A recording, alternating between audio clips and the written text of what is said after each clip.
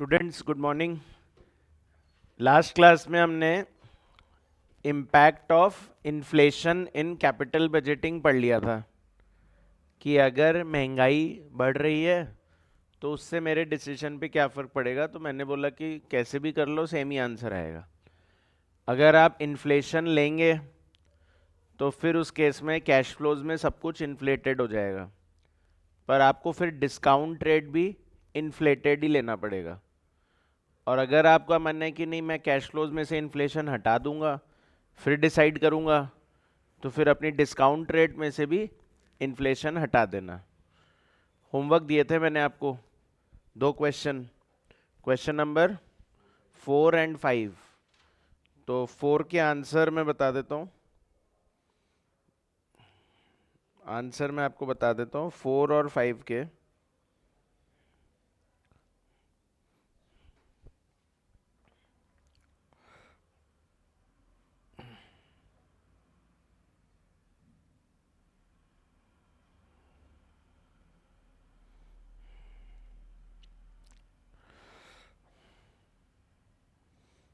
कितना है? 3 मतलब real to real, nominal to nominal? Nominal to nominal में 3.45।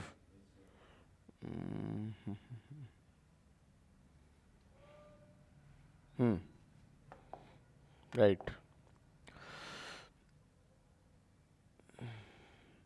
अगर आप क्वेश्चन नंबर 4 को नॉमिनल अप्रोच से कर रहे हैं तो एनपीवी का आंसर आ रहा है 3.45।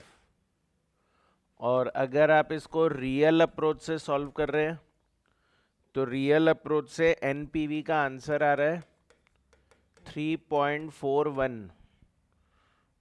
अभी तो प्रैक्टिस में दोनों ही करो, बाकी एग्जाम में एक ही करना है। और फिफ्थ क्वेश्चन का आंसर क्या है?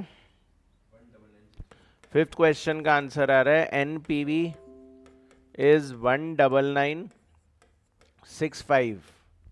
एनपीवी है 19965, करेक्ट एकदम। चलिए तो अब आगे लिखिए। कोई प्रॉब्लम है किसी को इन्फ्लेशन में? कोई प्रॉब्लम तो नहीं आ रही? अच्छा, एक चीज़ मैं और बता दूं कि कैपिटल बजटिंग में हम पीवी करते ही क्यों हैं। भाई किसी के मन में आ जाए कि कैपिटल बजटिंग में सिर्फ बिना पीवी के आंसर क्यों नहीं दे सकते, पीवी करना इतना क्यों ज़रूरी है, तो उसका लॉजिक बता दे रहा हूँ। जैसे मान लीजिए मैं बोलूँ कि आज मैं 50,000 रुपीज़ इन्वेस्ट कर रहा हूँ और मुझे पहले साल में 40,000 मिलेगा और दूसरे साल में 60,000 मिलेगा। 60 नहीं, दूसरे साल में 30,000 मिलेगा।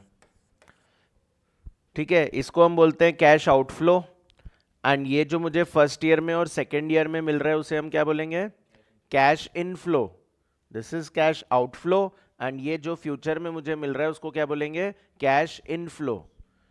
तो अब बात आ रही है कि क्या मुझे इस प्रोजेक्ट में पैसा लगाना चाहिए, क्या मुझे इन्वेस्टमेंट करना चाहिए? तो कैसे डिसाइड करेंगे? क्या मैं बोल दूं 40 + 30 70 आ रहा है और मैं तो 50 ही लगा रहा हूं? पर टाइम वैल्यू मनी समझते हैं ना अपन, जैसे जैसे टाइम निकल रहा है मनी की वैल्यू कम हो रही है। किसकी वजह से? रियल रिस्क फ्री रेट की वजह से। किसकी वजह से? इन्फ्लेशन की वजह से। किसकी वजह से? रिस्क की वजह से। तो तीनों को मिला के क्या बोल देते हैं? Nominal discount rate.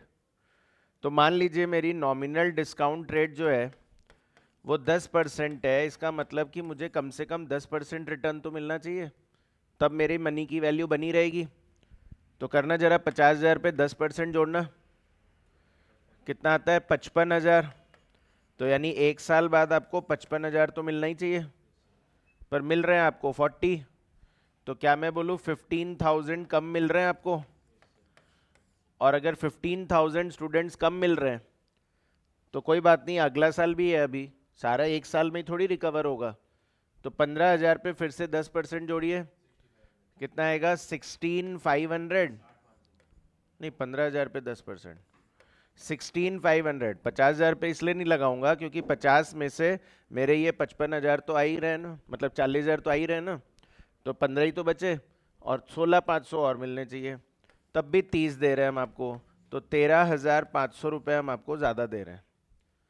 तो हम बोलेंगे कि हाँ 10% रिटर्न भी आ रहा है, बल्कि उससे ज़्यादा ही बच रहा है, 13,500 एक्स्ट्रा बच रहा है।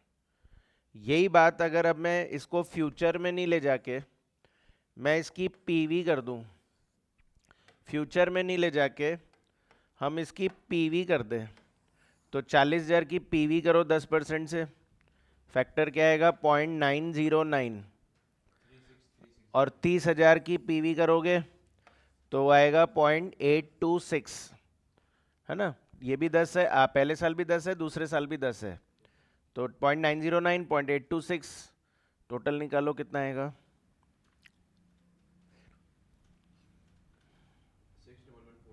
61140, तो NPV विल बी 11140, 11140, तो मतलब हम बोलेंगे कि हाँ मेरे 50,000 रिकवर भी हो रहे हैं और 11140 फिर भी बच रहा है, तो मतलब मेरे लिए अच्छा है। ठीक है, तो इसी लॉजिक से हम लोग ये डिसाइड करते हैं कि हमें इन्वेस्ट करना चाहिए कि नहीं करना चाहिए। जो आपकी नॉमिनल डिस्काउंट रेट है उतना तो आपको मिलना ही चाहिए। तो जैसे इंटर में नहीं बोलते थे कि इतना मिलना चाहिए, पर एक IRR निकालते थे फिर हम लोग कि कितना मिल रहा है, तो IRR अगर मान लो 12% आ रहा है और आपको मिलना चाहिए 10 और आप कमा रहे हो 12, तो आपको इन्वेस्ट करना चाहिए। ठीक है, तो वही हमारा ये NPV जो पॉजिटिव है, ये क्या इंडिकेट करता है, ये NPV पॉजिटिव यही इंडिकेट कर रहा है कि आप जितनी आपकी नॉमिनल डिस्काउंट रेट है आप उससे ज़्यादा ही कमा रहे हैं। अगर आप एग्जैक्टली उतना कमाएंगे तो NPV ज़ीरो आएगा, और आप उतना भी नहीं कमा रहे हो तो NPV नेगेटिव आएगा। तो पॉजिटिव इंडिकेट्स कि I am earning more than my nominal discount rate. ठीक है, इसीलिए हम बोलते हैं एक्सेप्ट कर लो। तो चलिए अब आगे हेडिंग डालिए, topic number 2।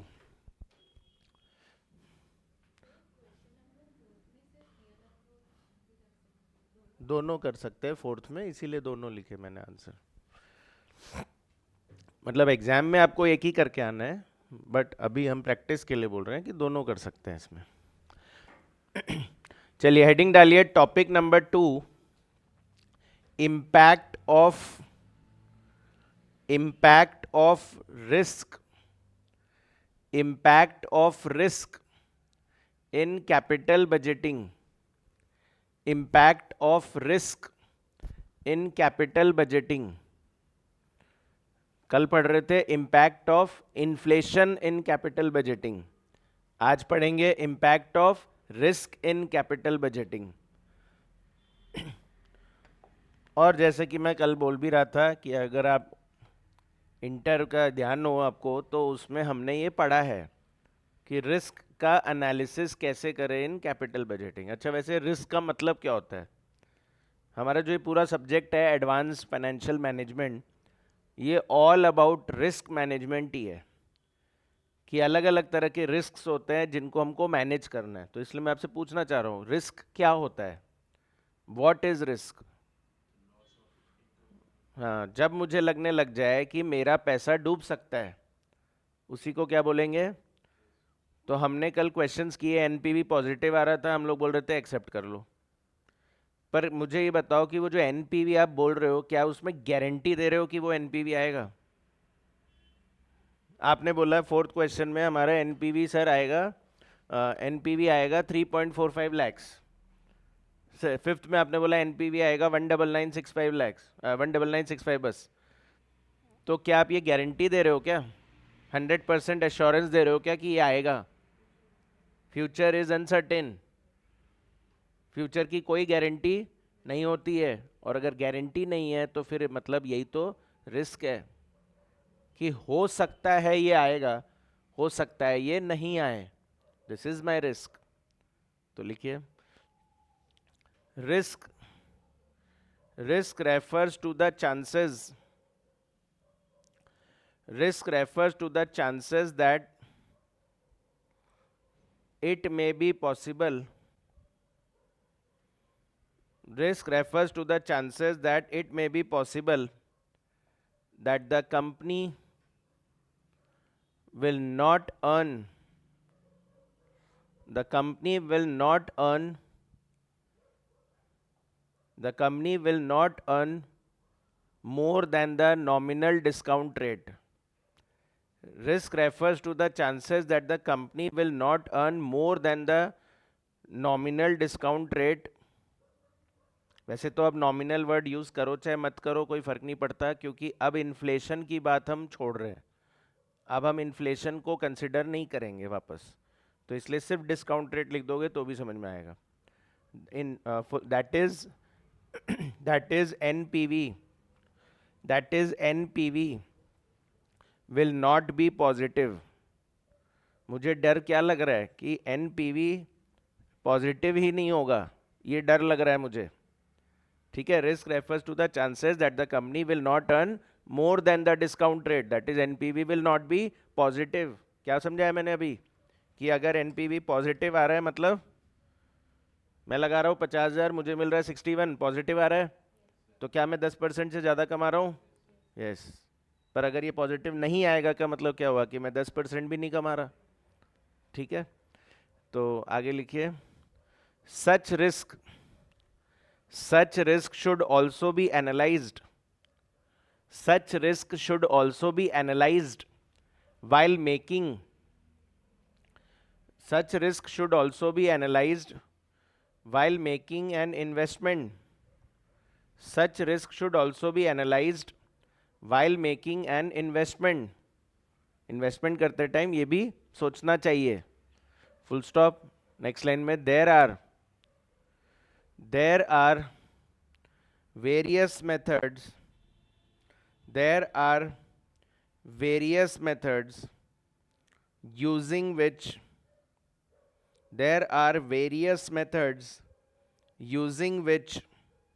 such risk can be analyzed.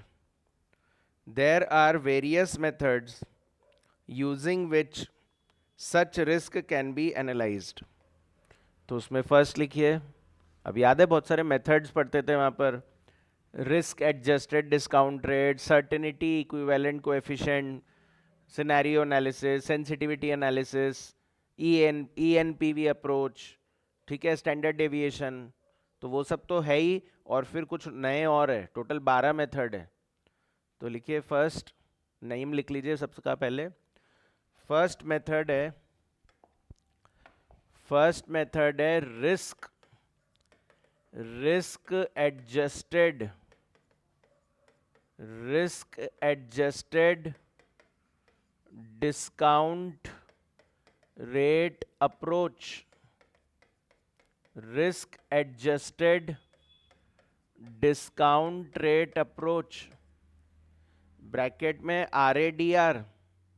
Risk adjusted discount rate approach bracket में RADR.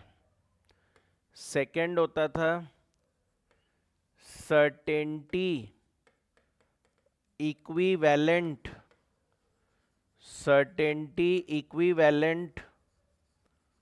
Coefficient approach. Certainty equivalent coefficient approach bracket में CE. थर्ड है स्टूडेंट्स सेंसिटिविटी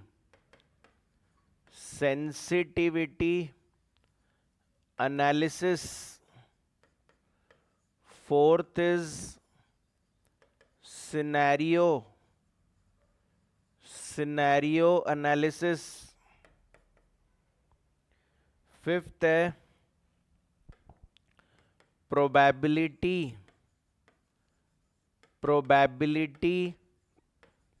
असाइनमेंट /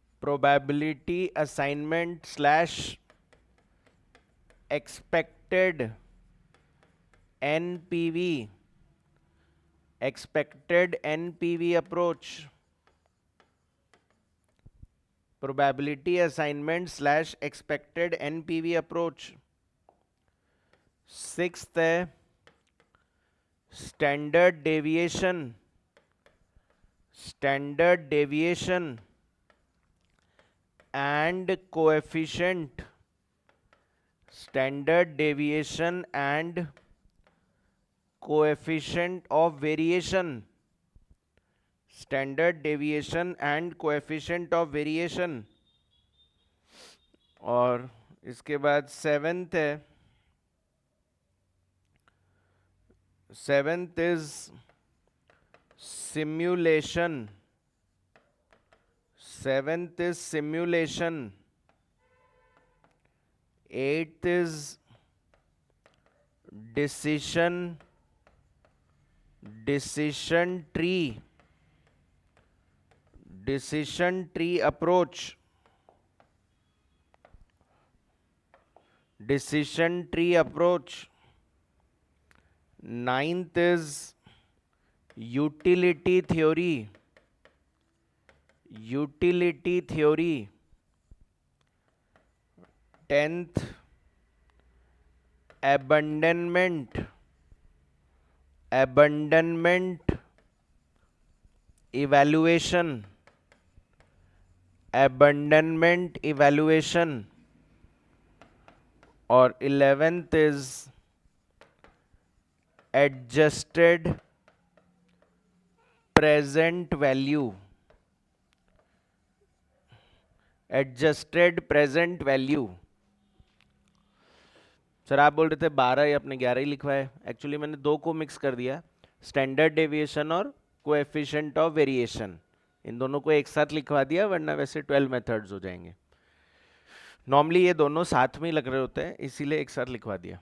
तो ये है स्टूडेंट्स ऑल 12 मेथड्स, ठीक है, नाम वाइज बोले तो 11 मेथड्स। तो ये ऑल 11 मेथड्स है जो हमको पढ़ने हैं, जिसमें इंटर तक आपने सिर्फ इतना पढ़ा है, आपने यहाँ तक पढ़ा है इंटर में। तो हमको ये नए अप्रोच पढ़ाने हैं, पर ये नए अप्रोच पढ़ाने के लिए पहले याद भी दिलाना पड़ता है, तो उसके लिए फिर ये 6 अप्रोच भी है। तो मतलब इंटर के जो क्वेश्चंस आप करते थे वो हम लोग दोबारा करने वाले हैं। सेम क्वेश्चंस आएंगे, लगेगा भी आपको कई बार कि हाँ सर ये किया तो था, तो वही क्वेश्चंस आएंगे, क्योंकि ये ओल्ड अप्रोच है और ये आपके न्यू है जो ऐड हुए हैं, ठीक है, क्योंकि फाइनल है तो फाइनल में हर चीज़ ज़्यादा डालते हैं लोग। तो चलो एक एक करके स्टार्ट ही करते हैं, है ना, थोड़ा आइडिया तो है ही आप लोग को कि ये सब नाम होते थे। तो सबसे पहले हेडिंग डाल लीजिए मेथड नंबर 1। मेथड वाइज पढ़ेंगे हम लोग इस टॉपिक को, क्योंकि 12 मेथड है। जैसे कैपिटल बजटिंग को करने के लिए 10 मेथड होते थे, याद हो तो IRR, पे बैक, डिस्काउंटेड पे बैक, ठीक है, ARR, और इसके अलावा PI, profitability index, modified NPV, modified IRR, तो बहुत सारे मेथड होते थे इटसेल्फ कैपिटल बजटिंग को करने के। अब हम बोल रहे हैं उसके रिस्क को एनालाइज करने के भी इतने मेथड होते हैं। तो method 1 is risk adjusted, risk adjusted discount rate approach, risk adjusted discount rate approach, bracket में RADR, risk adjusted discount rate approach. देखिए कल क्या पढ़ा रहा था मैं, कल मैं आपको पढ़ा था inflation adjusted discount rate approach, कि अपने डिस्काउंट रेट में इन्फ्लेशन को एडजस्ट कर लो, दैट इज इन्फ्लेशन को भी इंक्लूड कर लो। तो अगर इन्फ्लेशन के बिना आपकी रेट 10% है और 5% इन्फ्लेशन है, तो आपकी रेट 15.5 मान लो। कल किया आपने होमवर्क, 10% रेट थी, 5% इन्फ्लेशन था, तो रेट कितनी मान ली, 15.5, ठीक है। तो ऐसे ही अब हम बोल रहे हैं कि अब रिस्क को भी इंक्लूड कर लो। तो रिस्क का क्या मिलेगा, रिस्क प्रीमियम, रिस्क के बदले क्या मिलेगा, रिस्क प्रीमियम। तो अगर मैं रिस्क प्रीमियम को भी ऐड कर दूंगा तो मेरी डिस्काउंट रेट तो और बढ़ जाएगी ना। सर रिस्क को ऐड करने से डिस्काउंट रेट बढ़ेगी तो फायदा क्या होगा, तो फायदा ये है कि इनवर्स रिलेशन होता है। क्या होता है, अगर रेट बढ़ेगी तो प्रेजेंट वैल्यू कम होएगी, ठीक है। जैसे इन्फ्लेशन बढ़ रहा था तो प्रेजेंट वैल्यू कम हो रही थी, तो ऐसे ही अब रिस्क भी बढ़ाओगे, रिस्क प्रीमियम बढ़ाओगे, तो उससे भी उसकी प्रेजेंट वैल्यू क्या हो जाएगी और मेरा डिसीजन चेंज हो जाएगा।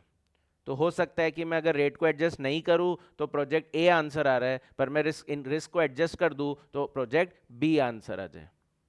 ठीक है, लिखिए according to this method, according to this method,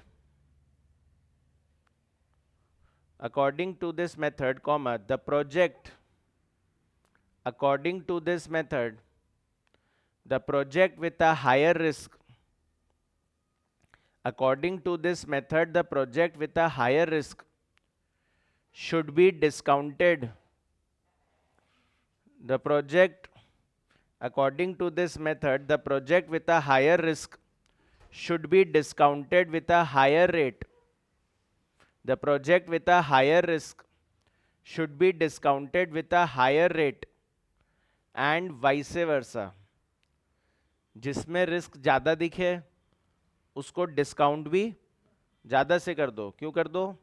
फिर याद दिला दे रहा हूँ, मैंने क्या पढ़ाया था आप लोग को, डिस्काउंट रेट के कितने एलिमेंट होते हैं? दो, एक होता है रिस्क फ्री रेट और दूसरा रिस्क प्रीमियम, जिसको मैं आरपी लिख देता हूँ शॉर्ट में। तो रिस्क फ्री रेट और रिस्क प्रीमियम मिला के बनाते हैं क्या? Discount rate. और रिस्क फ्री रेट के दो कंपोनेंट बता रहा था क्या? रियल रिस्क फ्री रेट और इन्फ्लेशन। तो अब हम इसकी बात नहीं कर रहे, तो अब ये दोनों हमारे लिए सेम है, पर बात हो रही है ये कितना जोड़ना है। तो हायर रिस्क होगा तो प्रीमियम ज़्यादा जोड़ो तो डिस्काउंट रेट एक्स्ट्रा हो जाएगा।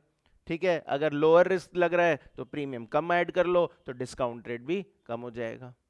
तो the project with a higher risk should be discounted with a higher rate. ठीक है, the project with a lower risk should be discounted with a lower rate. ठीक है, फुल स्टॉप।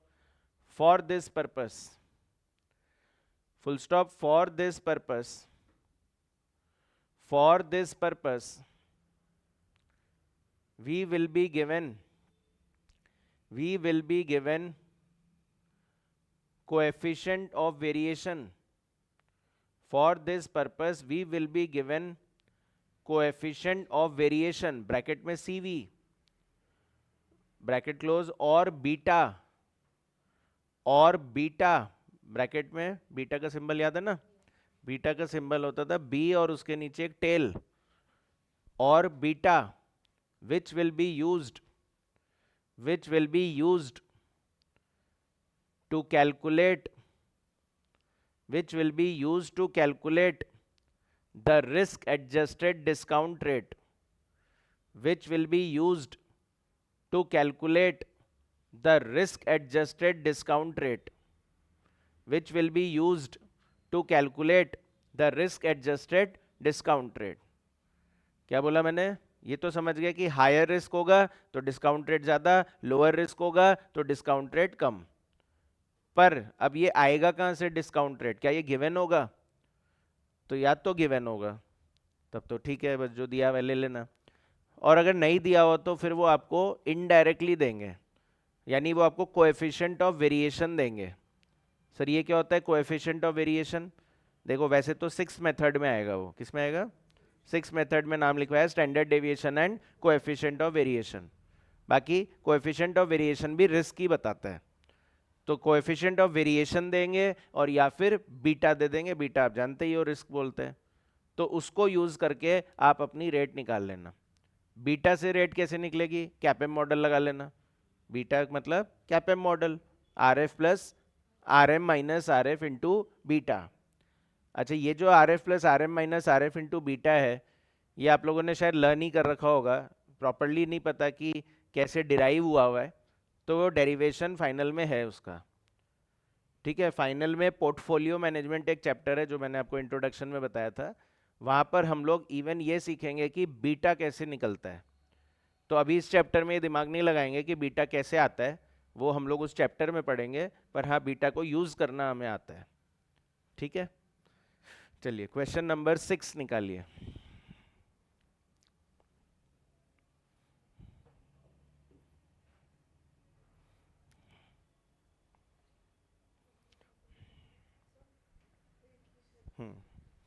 क्वेश्चन नंबर 6 बोल रहा है determine the risk adjusted NPV of the following projects.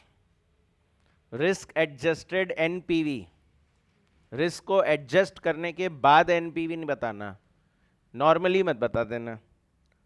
Net cash outflow x में है 2,10,000, Y में 1,20,000 और Z में है 1,00,000।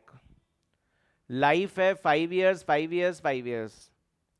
Annual cash inflow is 70,000, 42,000 and 30,000 और कोएफिशिएंट ऑफ वेरिएशन दे रखा है 1.2, 0.8, 0.4। ये कोएफिशिएंट ऑफ वेरिएशन है स्टूडेंट्स। अच्छा, कोएफिशिएंट ऑफ वेरिएशन मैंने बोला रिस्क को ही इंडिकेट करता है, जैसे बीटा रिस्क को इंडिकेट करता है ऐसे कोएफिशिएंट ऑफ वेरिएशन भी रिस्क को ही इंडिकेट करेगा। तो कोएफिशिएंट ऑफ वेरिएशन जो है वो 1.2, 0.8 और 0.4 है। तो मुझे बताओ ज़्यादा रिस्क किसको मानोगे?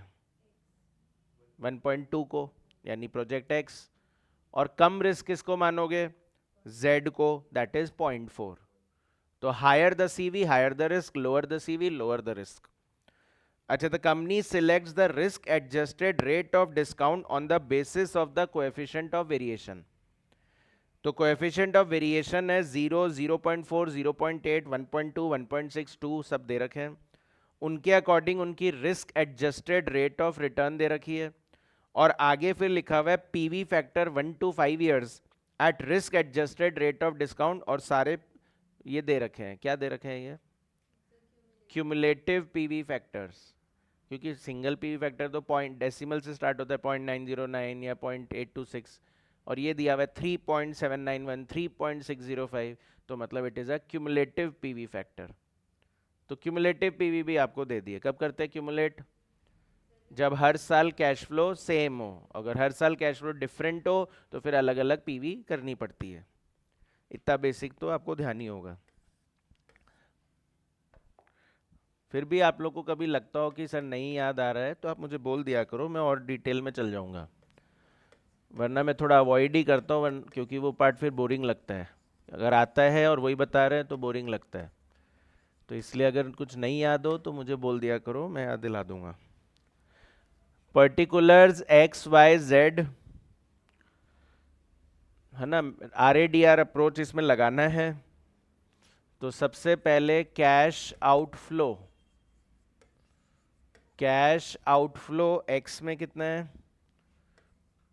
2,10,000, और वाई में कितना है स्टूडेंट्स?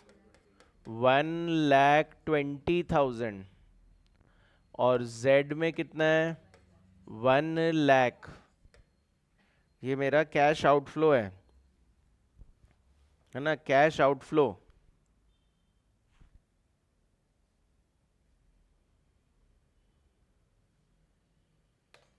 तो कैश आउटफ्लो इज 210, 120 एंड 1,00,000। ये हमारा कैश आउटफ्लो है। और फिर उसके बाद annual cash inflow, annual cash inflow. तो एनुअल कैश इनफ्लो एक्स में कितना है?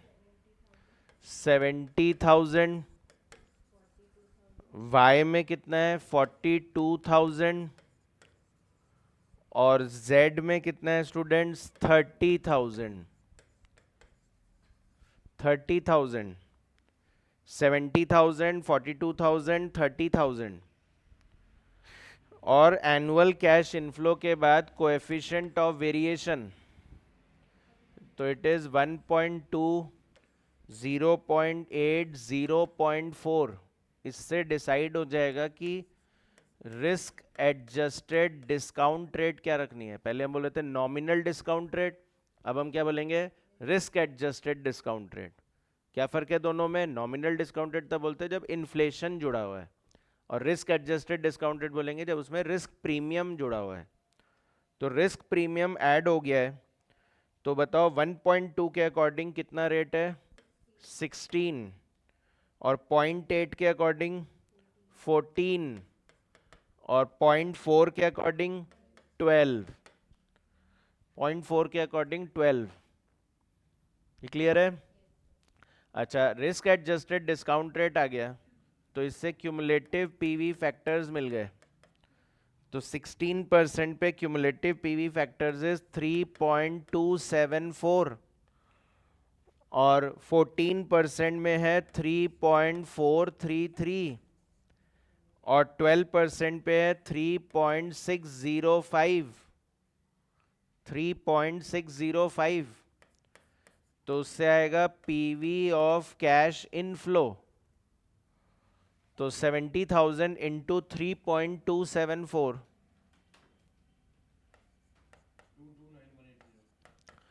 229,180,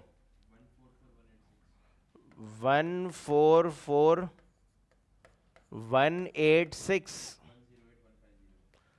108,150 पीवी ऑफ कैश इनफ्लो आ गया। और आउटफ्लो माइनस कर दो, तो अगर आउटफ्लो को ए बोल दूँ, पीवी ऑफ कैश इनफ्लो को बी बोल दूँ, तो बी माइनस ए, तो इट इज 19,180, 24,186 और 8,150, 8,150। तो इन तीनों में से किस में ज़्यादा आ रहा है एनपीवी? वाई में आ रहा है। तो हम क्या बोलेंगे?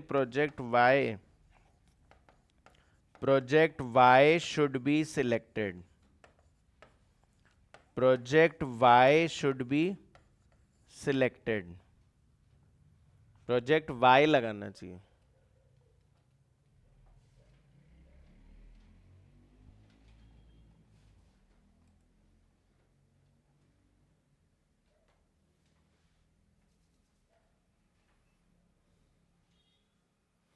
डन। अच्छा, आप लोग को इम्पोर्टेंस नहीं समझ में आया होगा कि फ़ायदा क्या हुआ ये रेट एडजस्ट करने से। तो एक बार मैं बताता हूँ कि अगर मैं एडजस्ट नहीं करता तो क्या होता। नहीं करता तो ये 3 प्रोजेक्ट थे XYZ, इनके आउटफ्लो है 2,10,000, 1,20,000 और 1,00,000। कैश इनफ्लो आपके थे 70,000, 42,000 एंड 30,000। अच्छा, हम रिस्क को इग्नोर कर देते, तो फिर हम डिस्काउंट रेट क्या लेते? तो हम सब में ही 10 ले रहे होते। देखो लोएस्ट रेट क्या दे रखी है? 10%। तो मैं तो सबको 10% से कर देता अगर मैं रिस्क को नहीं देखता, और 10% से करता है तो क्यूमुलेटिव पीवी फैक्टर क्या है? 3.791, 3.791, 3.791। तो पीवी करे तो करिए 70,000 इंटू 3.791, 265,370, 159,222, 11,3730। तो NPV आता 55,370, 39,222 एंड 13730। तो आपका आंसर आता है X। अगर रिस्क नहीं है तीनों प्रोजेक्ट में तब तो फिर X अच्छा था, पर क्या है X बहुत रिस्की है, तो हमने उस रिस्क की वजह से उसमें प्रीमियम जोड़ा। प्रीमियम जोड़ा तो हमारी एक्सपेक्टेशन बढ़ गई, हम बोल रहे हैं अब हमको 16% कमाना है, तो वो 16% के हिसाब से उतना नहीं दे पा रहा है, 10% के हिसाब से अच्छा दे रहा है, पर 16% के according it is not able to give more. तो हमने बोला फिर तो वाई अच्छा है, कि इतना रिस्क भी लेंगे फिर भी नहीं ज़्यादा देगा, तो फ़ायदा क्या हुआ? तो फिर वाई लगा लो। तो वो भी लिख के रखो कि इफ़ रिस्क इज इग्नोर्ड, अगर रिस्क को इग्नोर करे तो क्या होता है? इग्नोर करे तो अलग आंसर आता है। हाँ बोलिए।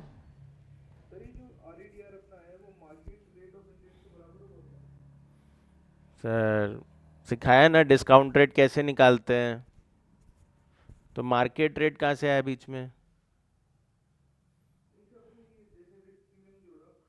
हाँ तो रिस्क प्रीमियम जोड़ा तो आपको जितना चाहिए प्रीमियम आप उतना ऐड कर लो।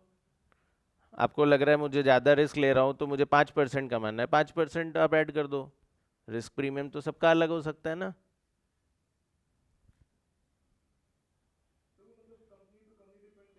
हाँ हम ये एक ही कंपनी के लिए तो डिसाइड कर रहे हैं, हम सब कंपनी के लिए कहाँ डिसाइड कर रहे हैं।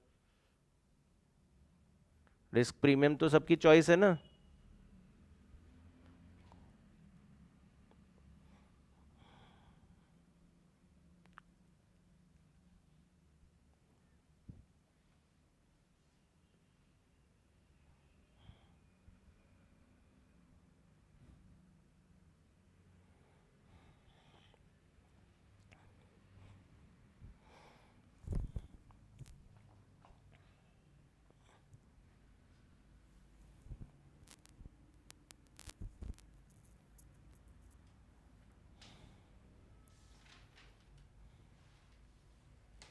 ठीक है, क्वेश्चन नंबर 7।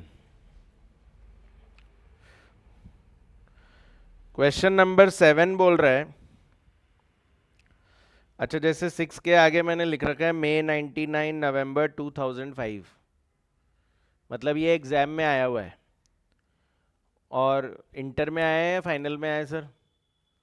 तो फाइनल में ही आया हुआ है ना। मैंने आपको बताया था कि ये चैप्टर इस बार न्यू सिलेबस में ऐड किया है, उससे पहले सिलेबस में हटा हुआ था, और उससे पहले एडेड भी था। तो मतलब 2000 अपन बात करें 16 से पहले, तब ये फाइनल में ही था चैप्टर हमेशा। बस वो सिलेबस 2016 जब आया था तब उसको इंटर में शिफ्ट किया था, ठीक है, और फिर वापस उसको फाइनल में ले आए। अच्छा नेक्स्ट है 7th क्वेश्चन। 7th तो चलो आप लोग कर लेना, ये बहुत ईजी है। 8th करा रहा हूं मैं, 7th is your homework. 8th बोल रहा है new projects limited is evaluating 3 projects that is 1 2 and 3। Following information is available in respect of these projects. तो P1 P2 P3 दे रखा है। तो P1 में बोल रहा है 15 लाख रुपए का कॉस्ट है, P2 में 11 लाख, और P3 में 19 लाख। और उनके कैश इनफ्लो एवरी ईयर के दे रखे हैं। तो P1 में तो हर साल सेम है, पर P2 में चेंज हो रहा है, 6 लाख, 4 लाख, 5 लाख, 2 लाख। और P3 में हो रहा है 4 लाख, 6 लाख, 8 लाख, 12 लाख। रिस्क इंडेक्स दे रखा है। रिस्क इंडेक्स यहाँ पर हम लोग बीटा को समझेंगे। रिस्क इंडेक्स मतलब बीटा। तो 1.890 एंड 1.00 एंड 0.60। या तो बीटा ऐसे ही होता था ना, 1.5, 1.2, 1.5, तो वही दे रखा है। तो सबसे ज़्यादा रिस्की कौन सा हुआ? 1 ही हुआ, उसका बीटा सबसे ज़्यादा दे रखा है। अच्छा, minimum required rate of return of the firm is 15% when risk index is 1। जब बीटा 1 होता है तब भी 15% तो रिटर्न मांगते ही है। तो 1.89 होगा तो थोड़ा ज़्यादा मांगेंगे, और अगर 0.6 होगा तो और कम मांगेंगे। Tax rate is 40%। इसका कोई यूज़ नहीं होगा। टैक्स आपको ध्यान हो तो कलम कर रहे थे, पीबीडीटी में से टैक्स माइनस कर देते हैं, फिर प्लस कर देते हैं टैक्स सेविंग ऑन डेप्रिसिएशन, तो वहाँ काम आता है टैक्स। ऑलरेडी इन्होंने कैश इनफ्लो दे रखा है, तो आपको टैक्स को एडजस्ट करने की ज़रूरत नहीं है। अच्छा, risk free interest rate is 10%। Find out the risk adjusted discount rate for these projects. Risk adjusted discount rate निकालिए, and which project is the best. तो रिस्क एडजस्टेड डिस्काउंट रेट निकाले कैसे? तो कैपेम फॉर्मूला लगा देंगे। तो फर्स्ट पॉइंट बोल रहा है रिस्क एडजस्टेड डिस्काउंट रेट निकालो। Calculation of risk adjusted discount rate. तो फॉर्मूला होता था K E equal to R F plus R M minus R F into beta. तो कोई अगर रिलेट कर सको तो ये क्वेश्चन इंटर का ही है, इंटर में था ये सब क्वेश्चन, अब फाइनल के मॉड्यूल में है ये सब। तो R F plus R M minus R F into beta. तो प्रोजेक्ट 1 की बात करें पहले, तो प्रोजेक्ट 1 में आर एफ कितना है? 10% रिस्क फ्री रेट है। डेरिवेशन में आपको बताऊंगा पोर्टफोलियो में, अभी बस इसको यूज कर लो। तो R F is 10% plus R M 15% minus 10% और इंटू बीटा 1.89। जो 1 बीटा के लिए दिया हुआ है उसी को आर एम बोलेंगे, ऐसा पोर्टफोलियो में बताऊंगा। जो 1 बीटा के लिए दिया हुआ है रिटर्न, उसी को आर एम बोला जाएगा। आर एम वैसे होता था रिटर्न ऑन मार्केट पोर्टफोलियो, ये होता था मार्केट का रिटर्न। तो मार्केट का रिटर्न है 15 और आपका रिस्क है 1.89, तो आप ज़्यादा मांग रहे हो। कितना मांग रहे हो? कितना मांग रहे हो? 19.45%। फिर प्रोजेक्ट टू में 10% प्लस 15 माइनस 10 और इंटू 1 ही है तो ये 15 ही आएगा। और प्रोजेक्ट 3 10% प्लस 15 माइनस 10 और इंटू बीटा 0.6 13% है क्या? 13%। ठीक है, तो सेकेंड पॉइंट पूछ रहा है विच प्रोजेक्ट इज द बेस्ट। तो अब ये विच प्रोजेक्ट इज द बेस्ट का जो आंसर है, इसके लिए अब हमको तीनों प्रोजेक्ट का इवैल्यूएशन करना पड़ेगा। तो पॉइंट ये आ रहा है कि जब तीनों प्रोजेक्ट का इवैल्यूएशन करूंगा तो एक टेबल में हो जाएगा क्या? तो हो नहीं पाएगा, क्योंकि हर साल का कैश इनफ्लो अलग अलग दे रखा है। सिर्फ एक 1 में सेम है, बाकी 2 3 में तो अलग अलग है। तो आपको इसको सेपरेटली सॉल्व करना पड़ेगा। तो पहले प्रोजेक्ट 1 सॉल्व करते हैं। प्रोजेक्ट 1 में कैश आउटफ्लो कितना है? Cash outflow is 15 lakhs। Cash outflow 15 lakhs और कैश इनफ्लो तो ईयर 1-4 और हर साल कितना है? 6 लाख। 1 2 3 4 अलग अलग थोड़ी लिखेंगे, सेम है।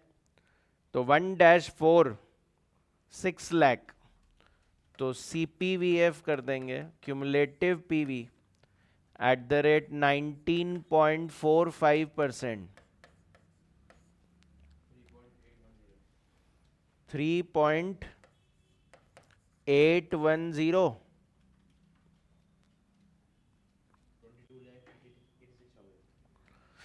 22,80,000 आ रहा है क्या? 22,86,000। तो इससे NPV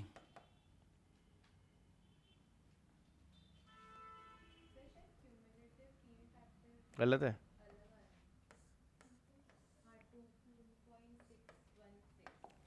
2.616 6 लाख इंटू 2.616 कैसे निकालते हैं cumulative PV factor? 1 divided by 1.1945। 4 बार इक्वल टू कर लो, M प्लस कर दो, मतलब MRC कर दो या GT कर दो। कितना आ रहा है?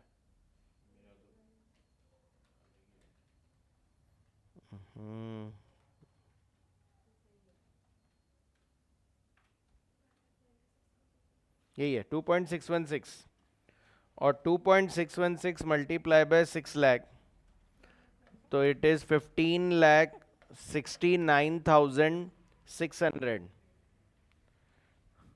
2.616 इंटू 6 लाख इज 15,69,600।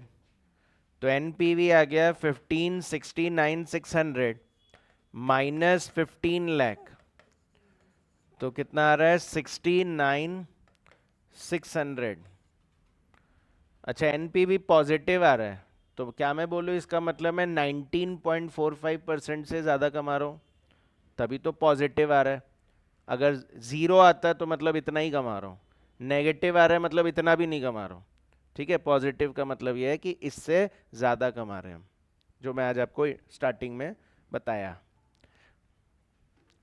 अच्छा प्रोजेक्ट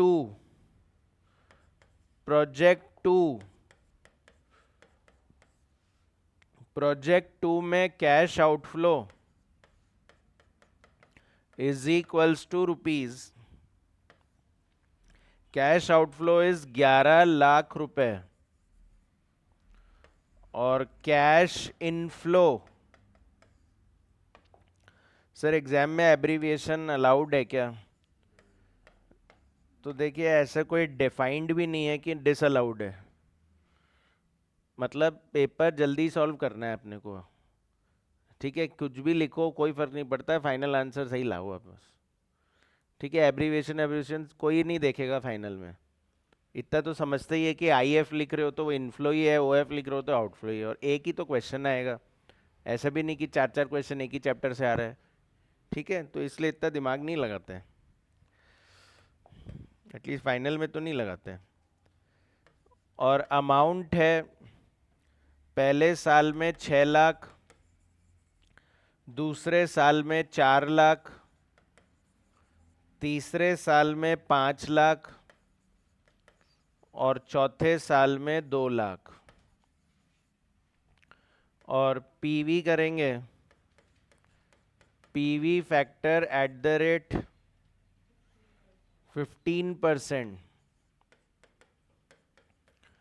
तो 0.870, 756, 658, 572,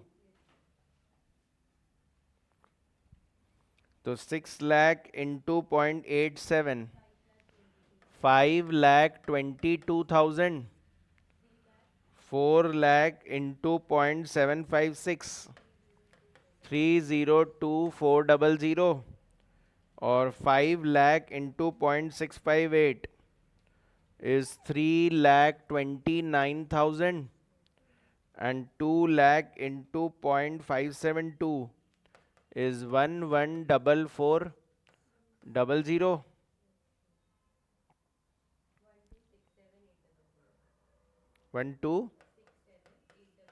12,67800।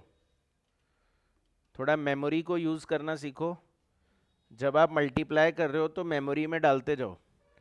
तो लास्ट में क्या है, मेमोरी रिकॉल दबाओगे एमआरसी तो टोटल डायरेक्ट मिल जाएगा, उससे आपका कैलकुलेशन टाइम बचता है। ठीक है, थोड़ा फास्ट कैलकुलेशन होती है उससे। मेमोरी में डालने की आदत डाल लो अब, क्योंकि मैं पोर्टफोलियो में तो इतने बड़े बड़े क्वेश्चंस कराऊंगा कि मेमोरी यूज़ नहीं करोगे तो पता नहीं कितना टाइम लगा दोगे। तो अभी से ही हैबिट डाल लो, मेमोरी यूज़ करनी है। तो 12,67,800 माइनस 11 लाख, तो बिकॉज ये भी पॉजिटिव आ रहा है मतलब इसमें भी हम अपना डिजायर्ड रिटर्न से ज़्यादा ही कमा रहे हैं। 1 में भी डिजायर्ड से ज़्यादा कमा रहे हैं, 2 में भी डिजायर्ड से ज़्यादा कमा रहे हैं।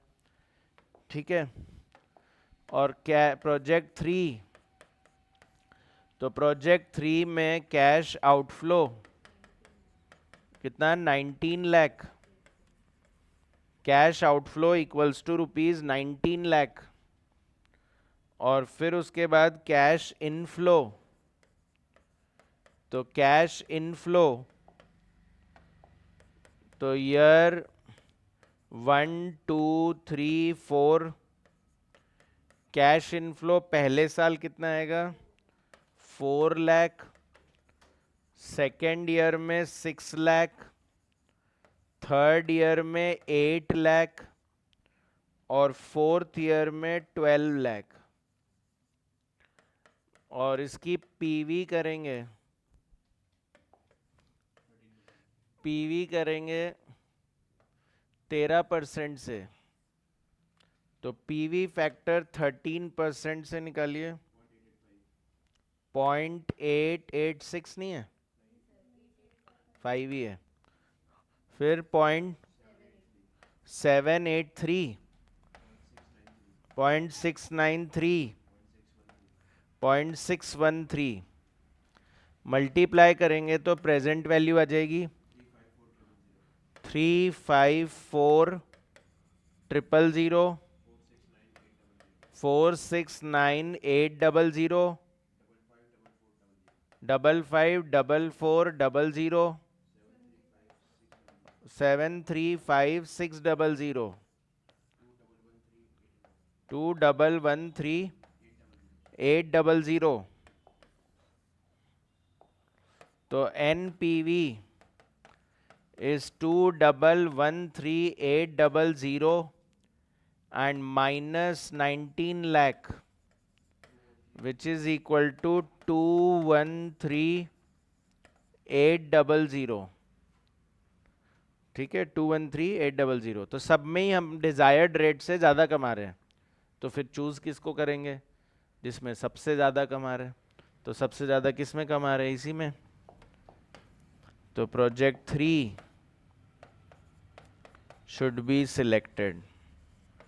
जब सब में ही रिस्क के अकॉर्डिंग उनकी जो मिनिमम डिज़ायर आ रही है उससे ज़्यादा ही कमा रहे हो, तो फिर तो वो चूज़ करो ना जिसमें सबसे ज़्यादा कमा रहे हो. और ये एक्चुअली एनपीवी, आपको पता है ये प्रॉफिट नहीं होता है. एनपीवी, एनपीवी मतलब वेल्थ, कि हमारी वेल्थ इतने से बढ़ेगी. मैं लगा रहा हूँ 19 लाख और मुझे मिल रहा है 22 लाख, तो मतलब मेरी वेल्थ 3 लाख रुपए बढ़ जाएगी. ये सब वेल्थ का इंक्रीज है. दिस इज नॉट प्रॉफिट का इंक्रीज. प्रॉफिट नहीं है, कैश फ्लो देख रहे हो. तो आपने कैश लगाया 19 लाख, तो आपके पास कैश आएगा 22 लाख, तो यानी 3 लाख का आप अमीर बन जाओगे 3 लाख से, है ना. एनपीवी हमारी वेल्थ मैक्सिमाइजेशन बताता है. तो ये आपको याद आ गया कि RADR अप्रोच ऐसे ही होता था और यही रहते हैं क्वेश्चन इसके. तो ये टॉपिक कंप्लीट होता है, मेथड 1 खत्म होता है. ठीक है, एक मैंने आपको होमवर्क दिया है, उसके लिए आप स्पेस छोड़ दो, अराउंड हाफ पेज छोड़ दो, जिससे वो वहीं कंप्लीट हो जाएगा. और अब हेडिंग डालिए मेथड नंबर 2. ज़्यादा हार्ड तो वही सब पढ़ते हैं, sensitivity analysis, scenario analysis, probability वाला अप्रोच, स्टैंडर्ड डेविएशन, और बाकी जो नए पढ़ाऊंगा वो. स्टार्टिंग वाले तो सिंपल में ही आते हैं. सेकेंड लिखिए method number 2. Method number 2, method 2 क्या होता था? Method 2 certainty equivalent, certainty equivalent coefficient approach, certainty equivalent coefficient approach, certainty equivalent coefficient approach, short में क्या बोलते हैं? CE approach. तो पहले लिख लो एक बार. According to this method, according to this method the discount rate, the discount rate will be, according to this method the discount rate will be risk free rate. According to this method the discount rate will be risk free rate, bracket में excluding, excluding क्या? Risk free rate बोल रहा हूं तो उसमें क्या नहीं included है? Risk premium, excluding risk premium. ये सब इंटर में नहीं समझ में आता था, पर फाइनल में अब यही सब समझना है कि क्या इंक्लूडेड है, क्या एक्सक्लूडेड है. तो रिस्क फ्री रेट मतलब उसमें रिस्क प्रीमियम इंक्लूडेड नहीं है. Full stop.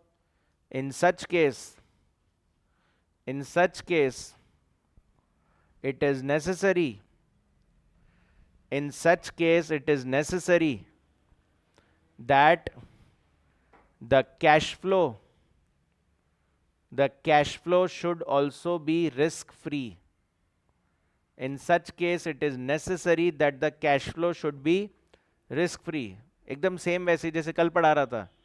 अगर रेट में इन्फ्लेशन ले रहे हो तो कैश फ्लो में भी इन्फ्लेशन लो. रेट में इन्फ्लेशन नहीं ले रहे हो तो कैश फ्लो में भी इन्फ्लेशन मत लो, जिसको हमने नॉमिनल टू नॉमिनल और रियल टू रियल बोला। तो वैसे ही ये दो हैं, आरएडीआर और सीई।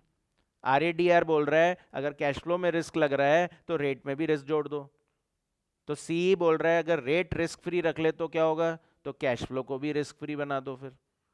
ठीक है, for this purpose, full stop, for this purpose we will be given for this purpose we will be given for this purpose we will be given। बताओ क्या गिवन होता है यहाँ पर, पढ़ा हुआ है ना, सर्टेन कैश फ्लो दे देंगे, रेट नहीं, हाँ कोएफिशिएंट्स दिए हुए होते थे, जैसे 0.8 0.7 0.6 ऐसे लिख देता है, उसको बोलते हैं सीई कोएफिशिएंट्स। क्या बोलेंगे, ठीक है, we will be given CE coefficients. CE का फुल फॉर्म सर्टेनिटी इक्विवेलेंट, तो सीई कोएफिशिएंट्स देंगे। सर कोएफिशिएंट क्यों बोल रहे हो, मतलब वो जो 0.8 होगा, आप पूछोगे सर ये 0.8 रुपीज़ है या 0.8% है या क्या है, भाई मैं बोलूँगा बस 0.8 है। जब भी किसी वैल्यू का कोई मेजरमेंट नहीं होता तो उसको हम लोग कोएफिशिएंट बोलते हैं। जैसे बीटा खुद भी एक कोएफिशिएंट ही होता है, तो बीटा 1.5, अब 1.5 क्या है, व्हाट इज 1.5, तो बोलते हैं कोएफिशिएंट है। जैसे कोरिलेशन पढ़ते हो गया आप फाउंडेशन में, कोरिलेशन निकालो, उसको भी कोएफिशिएंट ऑफ कोरिलेशन बोलते थे। तो कभी भी किसी को मेजर नहीं कर पा रहे, बस खाली एक फिगर बोल रहे हैं, तो वो कोएफिशिएंट कहलाता है। तो we will be given CE coefficient which will be multiplied, we will be given CE coefficient which will be multiplied with the risky cash flows, which will be multiplied with the risky cash flows, which will be multiplied with the risky cash flows to calculate risk free cash flows, to calculate risk free cash flows, to calculate risk free cash flows slash certain cash flows, to calculate risk free cash flows slash certain cash flows, to calculate risk free cash flows slash certain cash flows।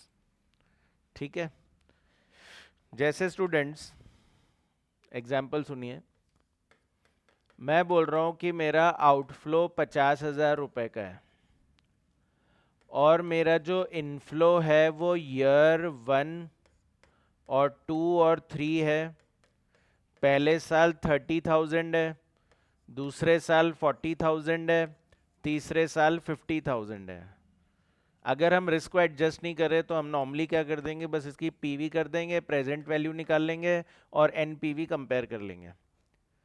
पर अब हम बोल रहे हैं क्या ये जो हम बोल रहे हैं पहले साल 30,000 आएगा, दूसरे साल 40,000 आएगा, तीसरे साल 50,000 आएगा, क्या आप ये गारंटी दे रहे हो क्या यही आएगा, तो गारंटी नहीं है मतलब रिस्क है, गारंटी नहीं है मतलब रिस्क है, हो सकता है ये नहीं आए तो ये रिस्क है।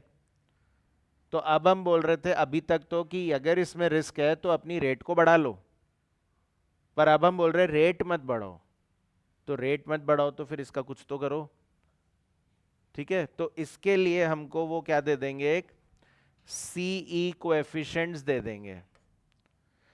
ठीक है, जैसे मान लो वो बोल देंगे 0.8 0.9 एंड 0.6, तो अब इसको क्या इंटरप्रेट करें, 0.8 मतलब क्या, हाँ तो मतलब हम बोल रहे हैं अगर 1 रुपए कमाने का सोच रहे थे तो उसमें से 80 पैसा सर्टेन है। यहाँ पर अगर 1 रुपए कमाने का सोच रहे थे तो उसमें से 90 पैसा सर्टेन है। यहाँ 1 रुपए कमाने का सोच रहे हो तो उसमें से 60 पैसा सर्टेन है। सर सर्टेन कैसे हो सकता है तो फ्यूचर ही, तो सर्टेन कैसे हो सकता है, सर्टेन मतलब गारंटी, तो सर्टेन कैसे हो सकता है फ्यूचर में कुछ भी, तो मैं बोल रहा हूँ कुछ चीजें तो सर्टेन होती ही है। जैसे for example tax shield on depreciation, वो तो मिलेगा ही मिलेगा, भाई हमने मशीन खरीद ली तो उस पर डेप्रिसिएशन तो लगना ही है, तो उसका टैक्स तो बचेगा ही बचेगा। अच्छा, एक मिनिमम डिमांड तो होती है सेल की कि इतना तो बिकेगा ही बिकेगा। फिक्स कॉस्ट तो होता ही है कि इतनी फिक्स कॉस्ट तो लगेगी ही लगेगी। तो मतलब मैं ये नहीं बोल रहा हूँ कि पूरा सर्टेन हो सकता है, बट मैं कुछ पोर्शन तो सर्टेन मान ही सकता हूँ ना। तो मैं ये नहीं मान रहा कि 30,000 पूरा सर्टेन है, पर उसका 80 पैसा तो सर्टेन हो सकता है। ठीक है, तो इस वजह से हम इसका सर्टेन कैश फ्लो निकाल लेंगे। तो सर्टेन कैश फ्लो हो जाएगा 30,000 into 0.8 is 24,000, 40,000 into 0.9 is 36,000 and 50,000 into 0.6 is 30,000। और फिर अब इसमें रिस्क है क्या? तो फिर रेट में भी रिस्क प्रीमियम नहीं होना चाहिए। तो रेट कौन सी होगी? Risk free. लर्न नहीं करने ये सब, आपको आपको चीज को समझना है। जब इसमें रिस्क ही नहीं है तो मैं रिस्क प्रीमियम कैसे जोड़ दूं रेट में? और अगर आप इसको डिस्काउंट कर रहे होते तो आप बोलते रिस्क है, तो रिस्क है तो उसमें रिस्क प्रीमियम ऐड करना चाहिए। वो आरएडीआर अप्रोच बोल रहा था, सी अप्रोच बोल रहा है कि इसको चेंज कर दो, रेट को रिस्क फ्री ले लो। ठीक है, चलो करते हैं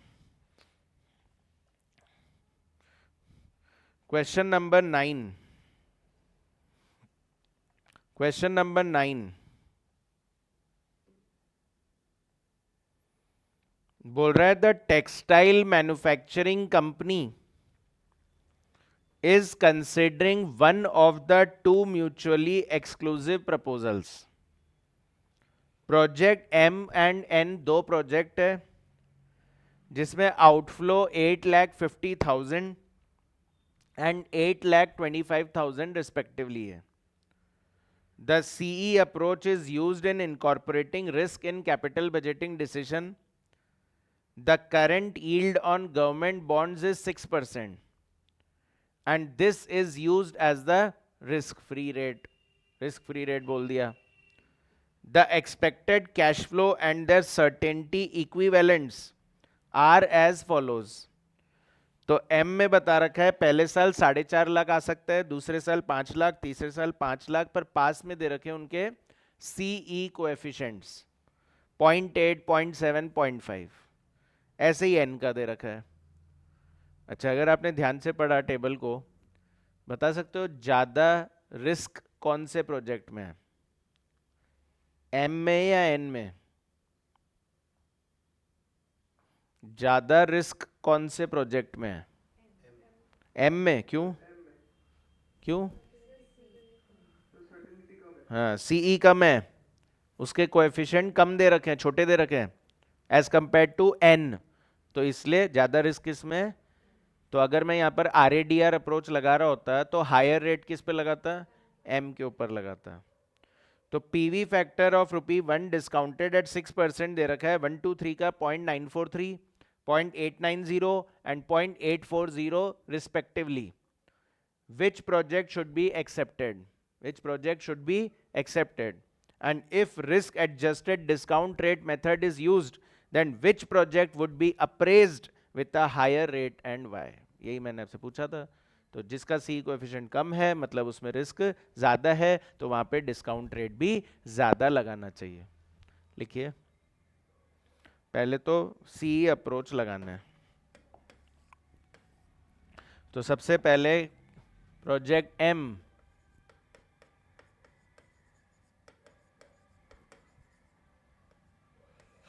तो प्रोजेक्ट M में कैश आउटफ्लो कितना दिया हुआ है? 8,50,000। और फिर उसके बाद कैश इनफ्लो, तो कैश इनफ्लो ईयर 1, 2 एंड 3। तो कैश फ्लो दिए हुए हैं स्टूडेंट्स पहले साल 4,50,000, सेकेंड ईयर में 5 लाख और थर्ड ईयर में भी 5 लाख। सीई कोएफिशिएंट्स दे रखे हैं, तो 0.8, 0.7, 0.5। तो इससे मेरा सर्टेन कैश फ्लो आ जाएगा। तो 450 into 0.8, 3,60,000, 5 lakh into 0.7, 3 lakh 50,000. 5 lakh into 0.5, 2 lakh 50,000. PV करेंगे रिस्क फ्री रेट से ना, 6% से पीवी करेंगे. PV factor at the rate 6% होगा. 6% से पीवी करनी है. 0.943 और 0.890, 0.840. तो 360 को पीवी करेंगे अब ना. अब ये तीनों मल्टीप्लाई होंगे. 339480 एम प्लस कर देना. 339480 के बाद एम प्लस कर देना. 311,500 एम प्लस एंड 250 इंटू 0.840, 2,10,000. तो टोटल हो जाएंगे 860,980. 860,980. तो NPV will be 860,980 minus 8,50,000. तो it will be 10,980. 10,980. अच्छा, प्रोजेक्ट N.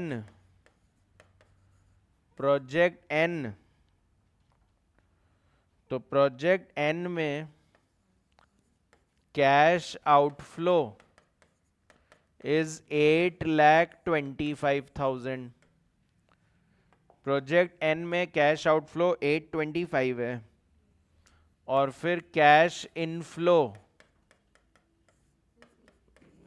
ईयर 1, 2, 3 और अमाउंट दे रखा है 4,50,000, 5 लाख और 5 लाख.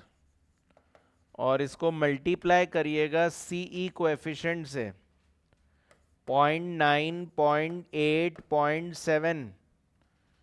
तो अगेन सर्टेन कैश फ्लो आ जाएगा.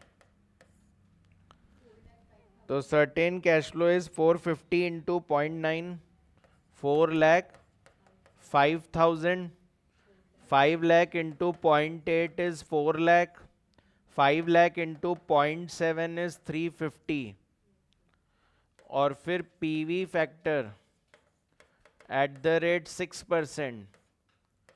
तो 0.943, 0.890, 0.840.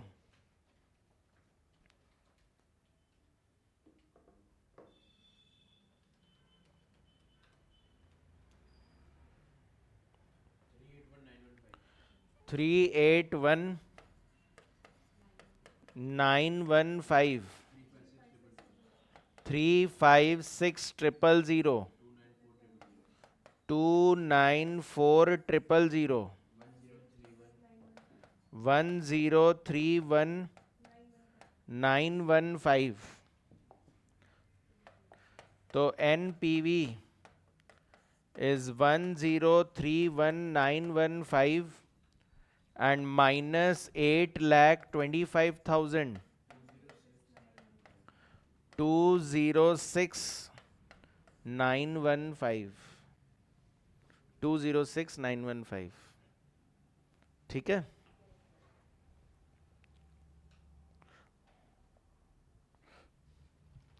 और सेकेंड पॉइंट, अच्छा पहले तो लिख लो project N should be accepted.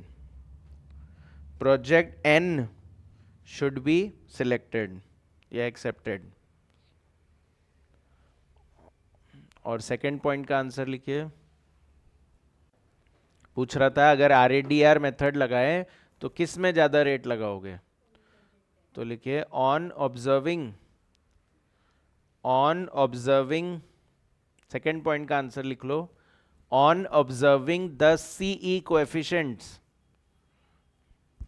on observing the CE coefficients, on observing the CE coefficients of both the projects,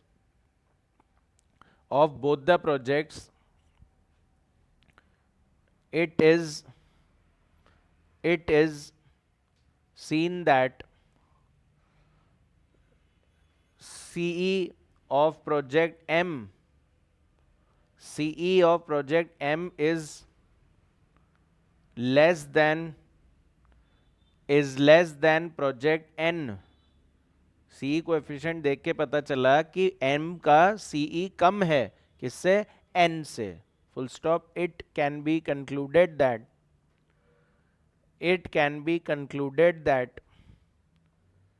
project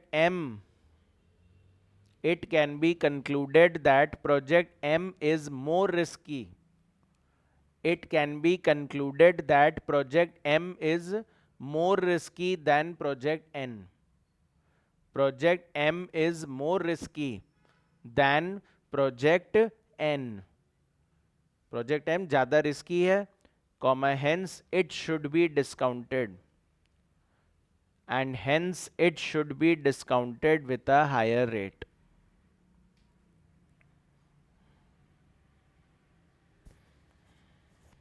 ठीक है, यही पूछा था. सिर्फ ये नहीं बताना कौन से में हायर रेट लगाओगे, वाई भी पूछा है, तो रीजन भी प्रॉपर्ली लिखना पड़ेगा. ठीक है.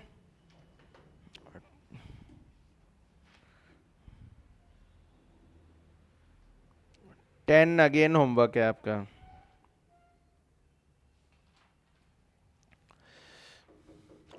तो सी अप्रोच भी कोई अगेन बहुत इंपॉर्टेंट मेथड नहीं है, सिंपल सा अप्रोच चाहिए, है ना. तो इसमें भी हाफ पेज छोड़ दो और फिर लिखिए मेथड नंबर 3. छोटे छोटे मेथड को जल्दी खत्म करना पड़ेगा, तभी बड़े मेथड पे ज़्यादा टाइम दे पाएंगे. ठीक है, हम स्मॉल मेथड्स पे ज़्यादा टाइम नहीं वेस्ट कर सकते. तो मेथड नंबर 3, सेंसिटिविटी एनालिसिस. याद हो तो एक गंदा सा मेथड था, बार बार उसमें चेक करते रहो कि सेंसिटिव है क्या. Sensitivity analysis. पहले तो मीनिंग बताओ मुझे, सेंसिटिविटी का क्या मीनिंग याद है आपको?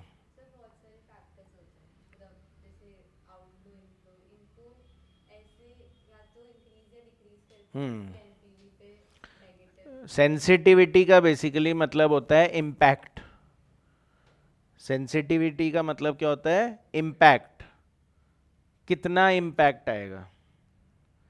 जैसे मैं बोलूँ डिमांड और सेलिंग प्राइस, क्या इन दोनों में कुछ सेंसिटिविटी होती होगी? क्या कुछ इम्पैक्ट पड़ता होगा? अगर सेलिंग प्राइस बढ़ा दूं तो डिमांड कम हो जाती है, सेलिंग प्राइस कम कर दूं तो डिमांड बढ़ जाती है. सेंसिटिविटी. ठीक है ना. और वो एक ऐड नहीं आता क्या सेंसिटिविटी का? टूथपेस्ट का ऐड आता है ना कि ठंडा या गर्म खाने से दांतों में तेज झंझनाहट हो तो उसे हम लोग सेंसिटिविटी कहते हैं. तो मतलब इम्पैक्ट. सेंसिटिविटी मतलब कि एक फैक्टर में अगर मैं कुछ चेंज करूं तो उससे मेरे रिजल्ट पे कितना असर पड़ेगा, दैट इज कॉल्ड सेंसिटिविटी. तो जैसे हम ये जो कैपिटल बजटिंग पढ़ रहे हैं, इसमें हम लोग देख रहे हैं कि आउटफ्लो होता है और इनफ्लो होता है, उससे हमारा एनपीवी निकलता है. तो मैं पूछ रहा हूं अगर मैं आउटफ्लो को चेंज कर दूं तो क्या इससे मेरे एनपीवी पे असर पड़ेगा? पड़ता होगा, है ना. अगर मैं इनफ्लो को चेंज कर दूं तो क्या उससे मेरे एनपीवी पे असर पड़ेगा? अच्छा, इनफ्लो ही क्यों बोलूं, इनफ्लो में भी तो इतनी सारी चीजें होती है.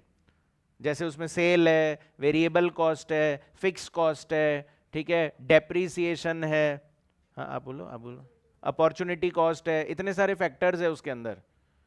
तो अगर मैं सेल को चेंज कर दूं क्या उससे भी एनपीवी पे असर पड़ता होगा? अगर मैं वेरिएबल कॉस्ट को चेंज कर दूं क्या उससे भी एनपीवी पे असर पड़ता होगा? सब चीज़ों से असर पड़ता है. हमारे एनपीवी को निकालने के लिए हमने जिस जिस पॉइंट को यूज़ किया है उन सब से एनपीवी पे असर पड़ेगा. इवन प्रोजेक्ट की लाइफ से भी सेंसिटिविटी पे असर पड़ता है, मतलब एनपीवी पे असर पड़ेगा. लाइफ चेंज कर दूंगा, एनपीवी गिर सकता है। डिस्काउंट रेट से भी फर्क पड़ेगा। डिस्काउंट रेट को आप चेंज करते हो तो आप समझ ही रहे हो, रेट बढ़ा देते हैं पीवी कम हो जाती है, रेट कम कर दो पीवी बढ़ जाती है, तो उससे भी तो एनपीवी पे असर पड़ेगा। तो सेंसिटिविटी एनालिसिस में हम इस तरह से हर फैक्टर की सेंसिटिविटी को एनालाइज करेंगे, हर एक इफेक्ट को देखेंगे कि आउटफ्लो से क्या फर्क पड़ेगा, इनफ्लो से क्या फर्क पड़ेगा, लाइफ से क्या फर्क पड़ेगा, डिस्काउंट रेट से क्या फर्क पड़ेगा, और एक्चुअली जिससे सबसे ज्यादा असर पड़ेगा वो हमारे बिजनेस के लिए सबसे क्रिटिकल फैक्टर बन जाएगा, मतलब सबसे सेंसिटिव फैक्टर बन जाएगा, कि जब हम प्रोजेक्ट लगाएंगे तो हमारा सबसे ज्यादा ध्यान उसी फैक्टर के ऊपर रहेगा कि उसको चेंज नहीं होने देंगे, क्योंकि उससे मेरी एनपीवी पे असर पड़ रहा है ज्यादा। तो मान लीजिए फॉर एग्जांपल मैं बोलूं आउटफ्लो को चेंज करूं तो एनपीवी पे 10% असर पड़ता है, पर इनफ्लो को चेंज करूं तो एनपीवी पे 50% असर पड़ रहा है। तो जब मैं प्रोजेक्ट लगाऊंगा तो मैं इनफ्लो पे ज्यादा ध्यान दूंगा, जिससे मेरे एनपीवी नेगेटिव साइड ना चला जाए। एक्चुअली डर है ना, तो डर इसी चीज का कि नेगेटिव ना हो जाए, पॉजिटिव हो जाए तो कोई दिक्कत नहीं है, पर नेगेटिव में ज्यादा गिर नहीं जाए, तो वो हम लोग को एनालाइज करना है। लिखिए, sensitivity refers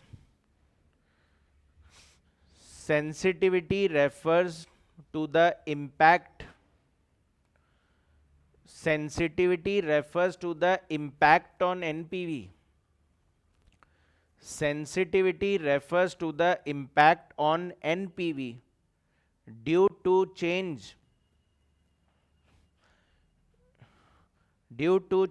in the variables, due to change in the variables slash factors used for calculating NPV, due to change in the variables slash factors used for calculating NPV। क्या बोल रहा है, सेंसिटिविटी क्या बताएगा, क्या इंपैक्ट आया किस पे, एनपीवी पे, किससे, उस एनपीवी को निकालने के लिए जो जो यूज किया था उनको चेंज कर दे तो क्या फर्क पड़ा। ठीक है, तो क्या एनपीवी को निकालने के लिए हम लोग डिस्काउंट रेट को भी यूज करेंगे, तो डिस्काउंट रेट को चेंज करूं क्या असर पड़ेगा। क्या एनपीवी निकालने के लिए लाइफ भी काम आती है, कितने साल की पीवी करनी है वो तो देखना ही पड़ता है, तो लाइफ चेंज कर दोगे तो उससे एनपीवी पे क्या असर पड़ रहा है। ठीक है, फुल स्टॉप। नेक्स्ट लाइन में, the sensitivity for each factor, the sensitivity for each factor slash variable, the sensitivity for each factor slash variable will be calculated, the sensitivity for each factor slash variable will be calculated, and the factor which and the factor which has the largest impact, and the factor which has the largest impact will be treated as the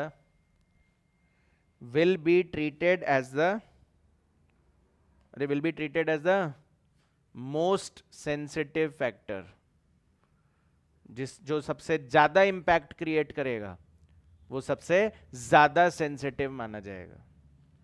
ठीक है, एक होता है जैसे मैं, आप लोग homework करते रहोगे, मैं आपको कुछ नहीं बोलूँगा, ठीक है, पंक्चुअल रहोगे, रेगुलर रहोगे, होमवर्क करते रहोगे, कुछ नहीं बोलूँगा, ठीक है, इधर उधर हुए तो डांट दूंगा, तो पता चला एक बार डांटते ही आपको रोना आ गया, तो क्या बोलूँगा, बहुत ज़्यादा सेंसिटिव हो। ठीक है, हाँ, इमोशनल ज़्यादा हो मतलब बहुत ज़्यादा सेंसिटिव हो। और एक होता है कुछ भी बोलते रहो, कोई असर ही नहीं पड़ रहा, ठीक है, 4-5 बार डांट दिया कुछ फर्क नहीं पड़ रहा, तो क्या बोलूँगा, एकदम ही इनसेंसिटिव हो, समझते ही नहीं हो आप। ठीक है ना, तो वही चीज़ देखनी है, किससे ज़्यादा असर पड़ेगा।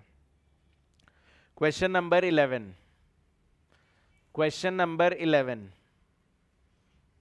Question number 11,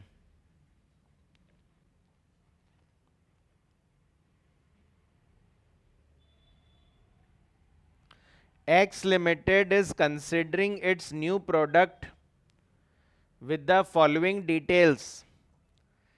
initial capital cost है 400 करोड़, सेल है 5 करोड़, सेलिंग प्राइस है 100 रुपीज, वेरिएबल कॉस्ट है 50 rupees, fix cost 50 crore rupees और डिस्काउंट रेट है 6%। पहला पॉइंट बोल रहा है calculate the NPV of the project.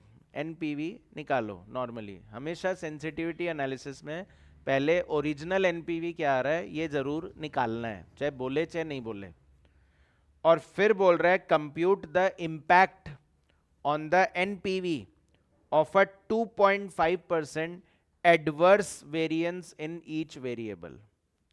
ये जितने भी वेरिएबल आपको ऊपर दिख रहे हैं इन सभी को 2.5% चेंज करना है आपको। एंड फिर which variable is having the maximum effect. तो मैक्सिमम इफेक्ट मतलब कौन सा सबसे ज्यादा सेंसिटिव फैक्टर है। Consider life of the project as 3 years। ठीक है, समझ में आ रही बात। अच्छा ये क्या लिखा है 2.5% adverse variance in each variable. NPV 2.5% नहीं है, 2.5% adverse variance in each variable मतलब हर वेरिएबल को 2.5%। हाँ ऐसे नहीं सबको ही कम कर दो, आउटफ्लो को तो 2.5% बढ़ाओ तो एनपीवी कम होएगा, सेल्स को 2.5% कम करो तो एनपीवी कम होगा। ठीक है, सेलिंग प्राइस को भी 2.5% कम करो पर वेरिएबल कॉस्ट को 2.5% बढ़ाओ, है ना। सेलिंग प्राइस तो कम होगा तो एनपीवी कम होगा ना। सेलिंग प्राइस तो कम करूंगा तो उससे इनफ्लो कम हो जाएगा तो एनपीवी कम हो जाएगा। पर वेरिएबल कॉस्ट को तो बढ़ाऊंगा ना तो एनपीवी कम होगा, फिक्स कॉस्ट को भी बढ़ाऊंगा तो एनपीवी कम होगा। तो ये एडवर्स वेरिएंस का मतलब ये मत समझ लेना कि सबको माइनस ही करना है, किसी को बढ़ाना है किसी को कम करना है। जो कॉस्ट है उनको बढ़ाओ और जो इनफ्लो है उनको कम करो। हाँ अब डिस्काउंट रेट जो है 6% है, 2.5% उसको चेंज करो तो मतलब 2.5% उसको बढ़ाओ, क्योंकि बढ़ाऊंगा तभी तो प्रेजेंट वैल्यू कम होएगी और एनपीवी कम होगा। करना 6 में 2.5%,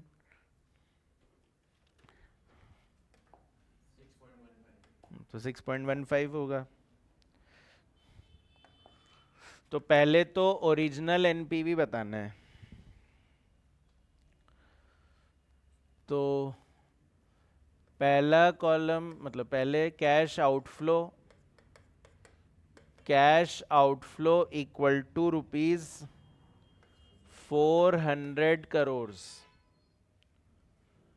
और फिर उसके बाद कैश इनफ्लो। तो कैश इनफ्लो में ईयर नहीं लिख के निकालना पड़ेगा, पर्टिकुलर्स और 1 2 3। तो सबसे पहले वॉल्यूम यूनिट्स, वॉल्यूम यूनिट्स कितनी 5 करोड़। अच्छा सेलिंग प्राइस कितनी है 100 रुपए minus variable cost per unit कितना है 50 रुपए। तो कंट्रीब्यूशन पर यूनिट आ जाएगा 50 रुपए। इसको वॉल्यूम से मल्टीप्लाई कर दो तो टोटल कंट्रीब्यूशन आ जाएगा 250 करोड़। और 250 करोड़ में माइनस करोगे fix cost, fix cost.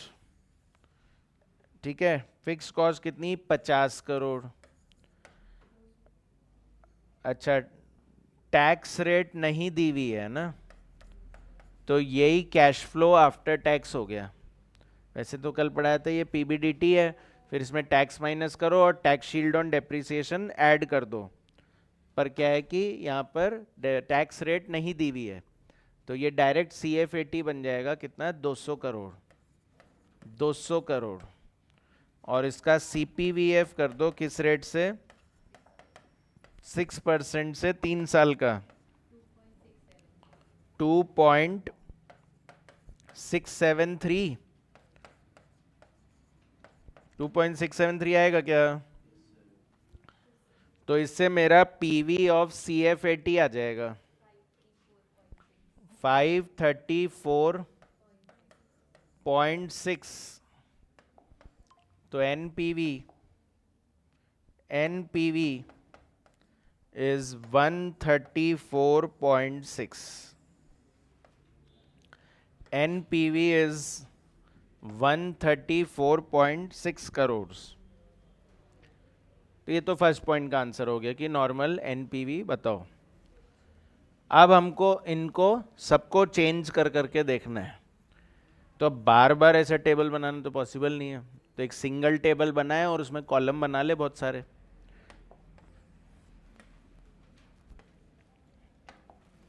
Second point में particulars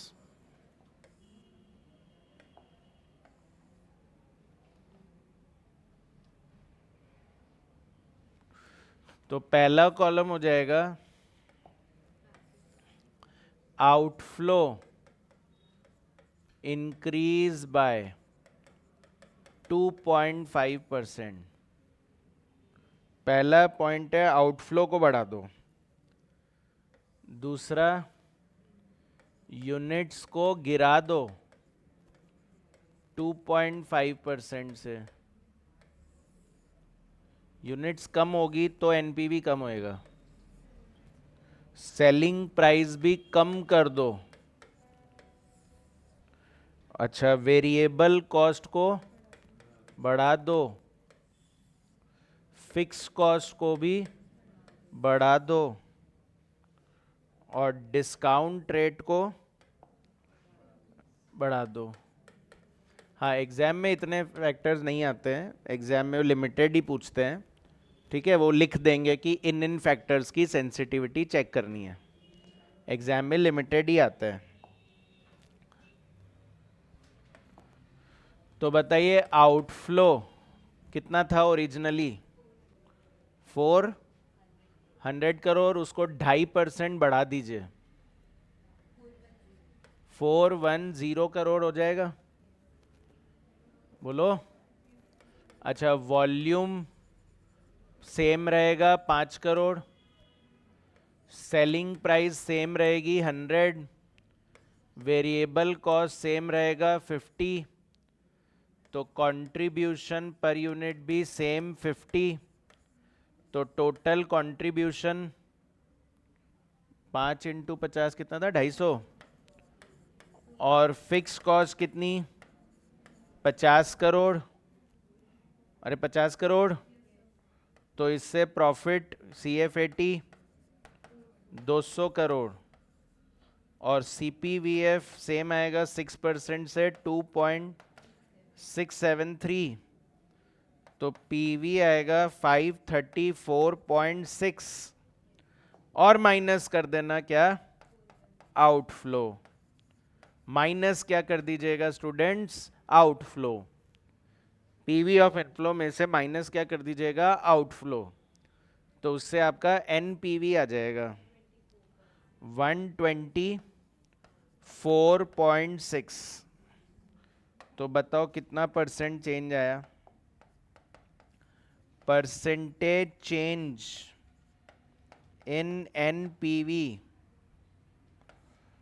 percentage change in NPV पहले था 134.6, अब हो गया 124.6। 10 करोड़ का चेंज आ गया। 7.43% का चेंज आ रहा है। सब चेक करिए, 7.43 आ रहा है क्या? 10 करोड़ से बोलो।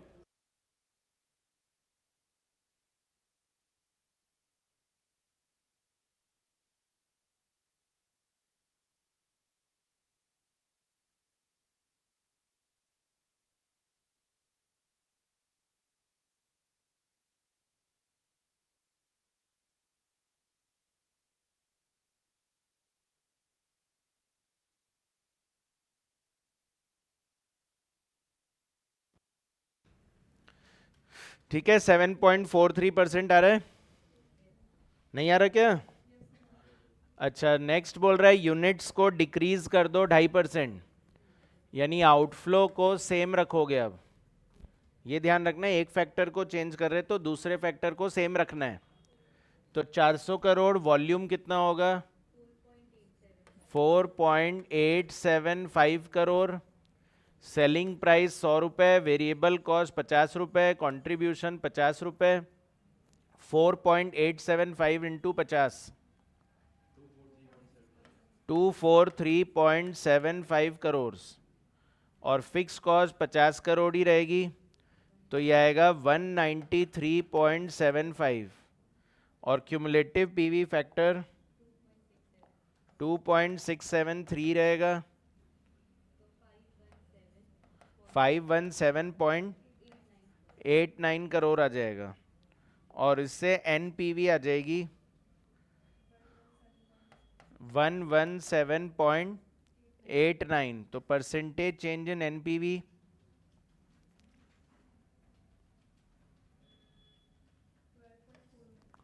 12.41%, 12.41%। फिर सेलिंग प्राइस डिक्रीज, तो सेलिंग प्राइस डिक्रीज तो आउटफ्लो तो 400 करोड़ ही रहेगा, वॉल्यूम 5 करोड़ ही रहेगा, सेलिंग प्राइस 2.5% कम कर दो, 97.5, variable cost 50, contribution 47.5 into 5, 243.75 crore, fix cost 50 crore, तो 193 पॉइंट, हाँ करा ना, करो ना, 5 करोड़ इंटू 47.5,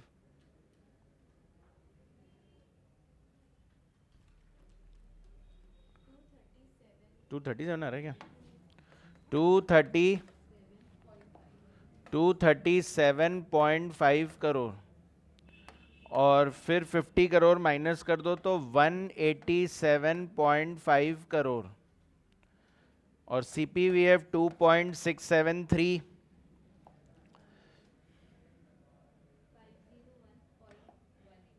501.18, और एनपीवी 101.18। तो कितना चेंज आया परसेंटेज में?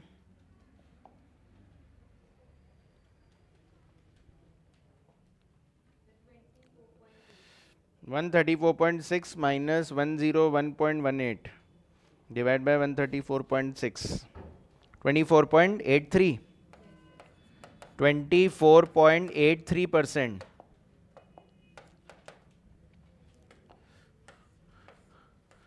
फिर वेरिएबल कॉस्ट को इंक्रीज कर रहे हैं, वेरिएबल कॉस्ट बढ़ाना, तो वेरिएबल कॉस्ट बढ़ाऊंगा तो आउटफ्लो तो 400 करोड़ ही रहेगा, वॉल्यूम 5 करोड़ ही रहेगा, सेलिंग प्राइस 100 ही रहेगी, वेरिएबल कॉस्ट 51.25, तो कंट्रीब्यूशन पर यूनिट 48.75, 243.75, इसमें सेम ही आएगा, ये वाला आएगा।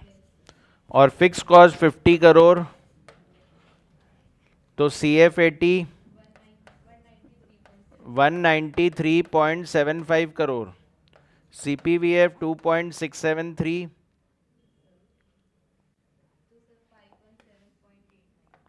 517.89 करोड़, और NPV आ जाएगा 117.89 करोड़, और percentage change in NPV 12.41।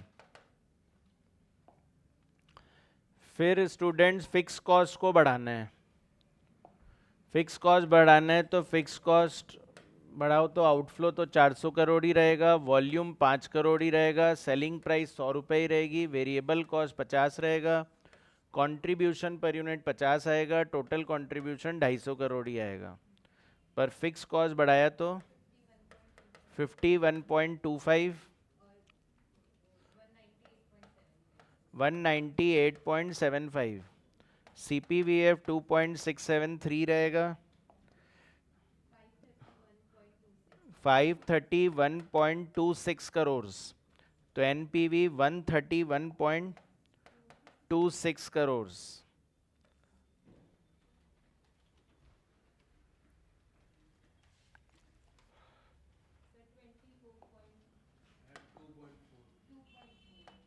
To point 448।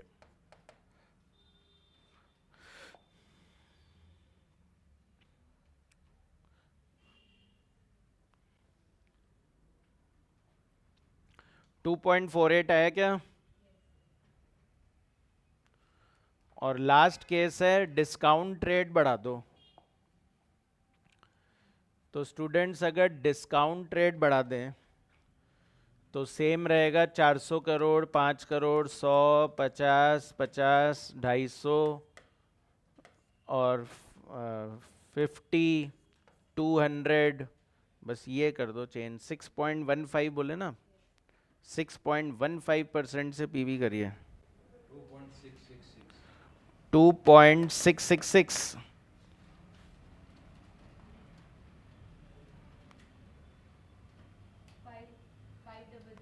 532।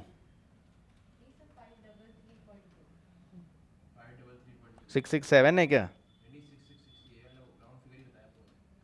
533.2। तो एनपीवी आ जाएगा 133.2। तो परसेंटेज चेंज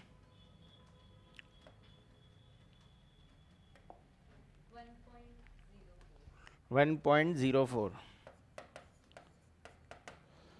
तो स्टूडेंट देखिए, ऐसे टेबल बना के हमने कर तो लिया है, पर एक कुछ शॉर्टकट्स भी सीख लो। जैसे हम बोले कि आउटफ्लो बढ़ाया 10 करोड़ से, है ना, कभी कभी हमको क्वेश्चन में शॉर्टकट्स भी लगाने पड़ेंगे, इसलिए सिखा रहा हूँ। आउटफ्लो 10 करोड़ से बढ़ाया, तो क्या एनपीवी भी 10 करोड़ से ही कम हुआ? तो इतना कुछ करने की जरूरत ही नहीं थी इसमें।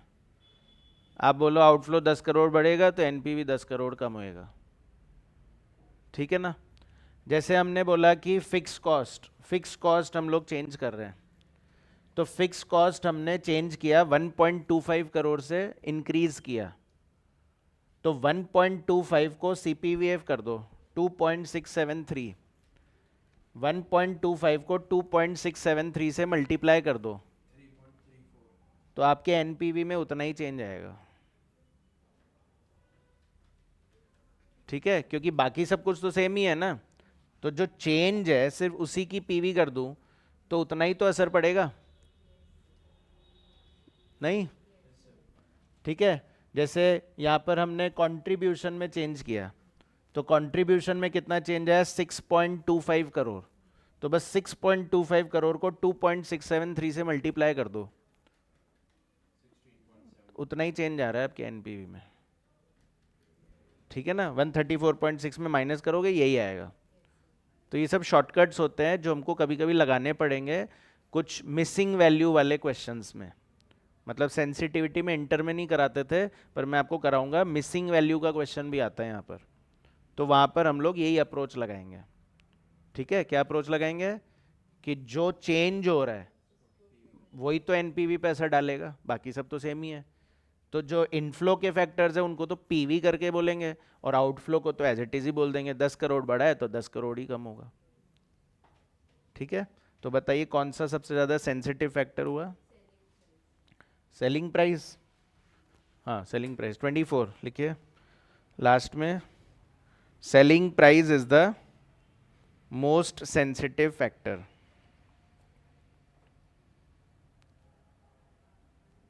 Selling price is the most sensitive factor because, क्यों बोल रहे हो ऐसा?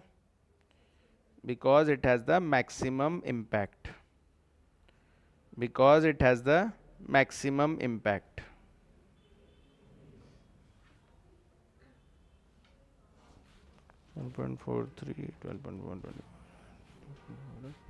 ठीक।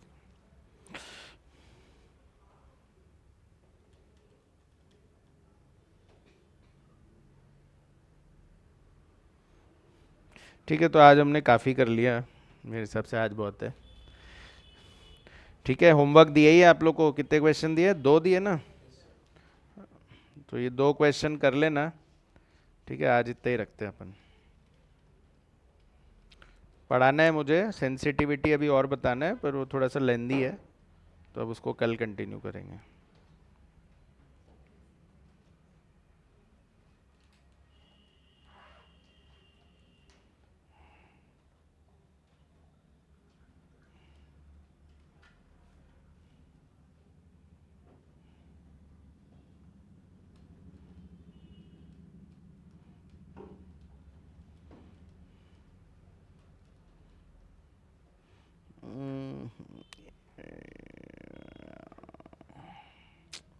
कल करते हैं।